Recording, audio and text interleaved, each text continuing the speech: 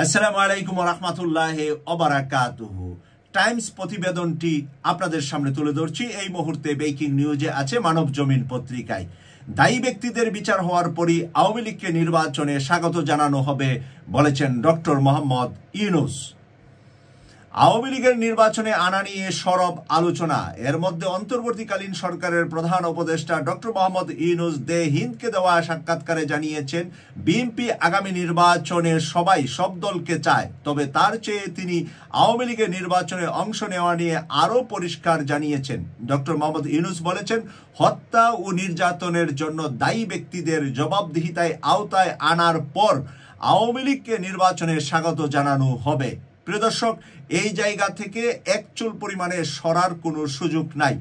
যদি এক চুল পরিমাণ সরেন তাহলে আপনারা বাংলাদেশের মানুষের সাথে, বাংলাদেশে যেই হত্যাকাণ্ড ঘটিয়েছে আওয়ামী লীগ, সেই হত্যাকাণ্ডের সাথে আপনারাও দায়ী হবেন।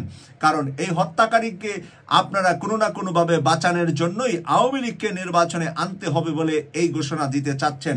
আমি জানতে চাই, বিএনপির কোন লেভেলের, কোন সারির কোন নেতা বলেছেন এই কথা?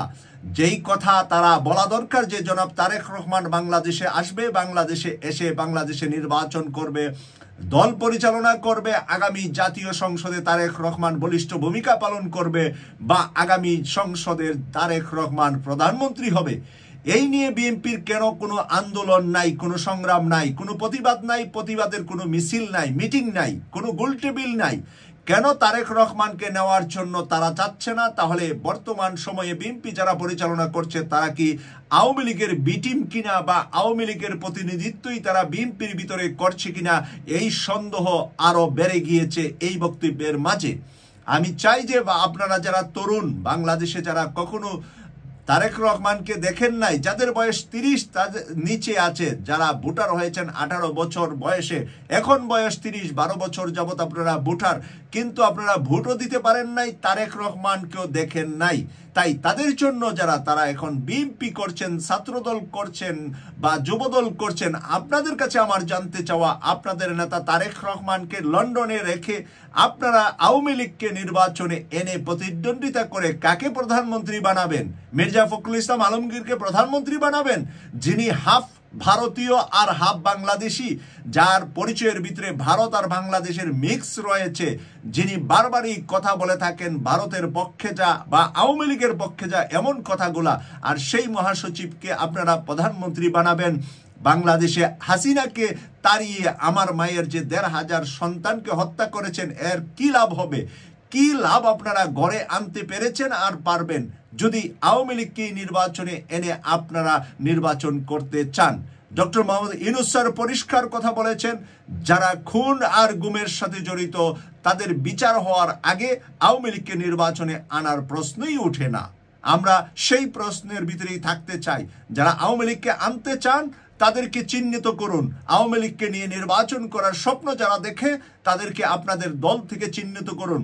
অন্যান্য যে কোনো দল, যে কোনো ব্যক্তি যদি চায় যে আওয়ামী লীগকে নিয়ে আগামী নির্বাচন করবে, তাদের কাছে আমি চাই আমার 1,500 মায়ের সন্তানকে ফিরিয়ে দাক।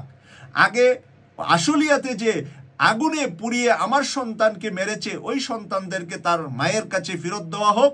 আর ওই পুলিশের গাড়ি ভ্যান থেকে যে আমার সন্তানকে ফেলে দিল, জীবন্ত সন্তান পরে যে লুটে পড়ে মাটিতে জীবন দিল, তার জীবনটা ফিরিয়ে দাক। তারপরে আওয়ামী লীগকে নির্বাচনে ডাকুক, আমার কোনো আপত্তি নাই।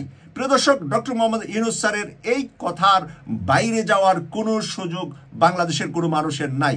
আমরা অন্তর্বর্তীকালীন সরকারের বহু কাজ নিয়ে সমালোচনা করতে পারি, কিন্তু এই কাজ নিয়ে, এই কথা নিয়ে সমালোচনা করব না যে আওয়ামী লীগের বিচার অবশ্যই করতে হবে। আওয়ামী লীগের বিচারের ব্যবস্থাপনা এখনই হবে।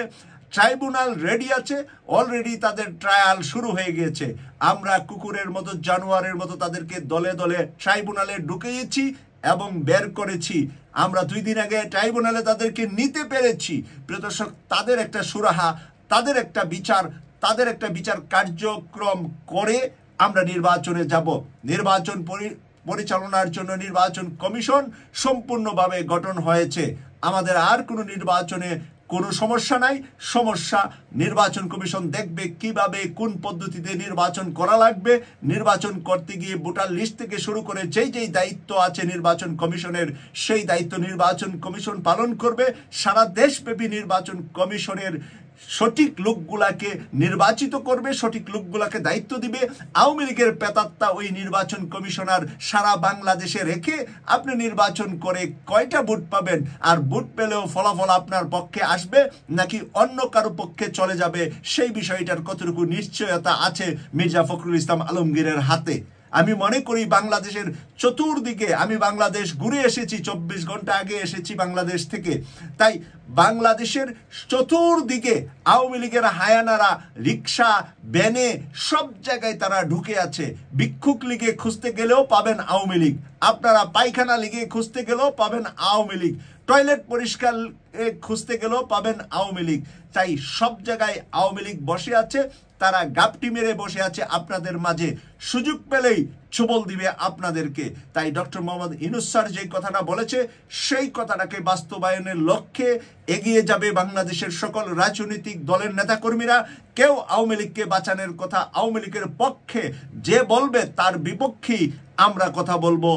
আমরা আন্দোলন সংগ্রামে যেরকম হাসিনার পেতাত্তাকে সরিয়ে দেওয়ার জন্য ছিলাম, এখনো আছি, যতদিন না বাংলাদেশে ন্যায় বিচার প্রতিষ্ঠা হবে এবং একটি সুন্দর সরকার গঠন হবে।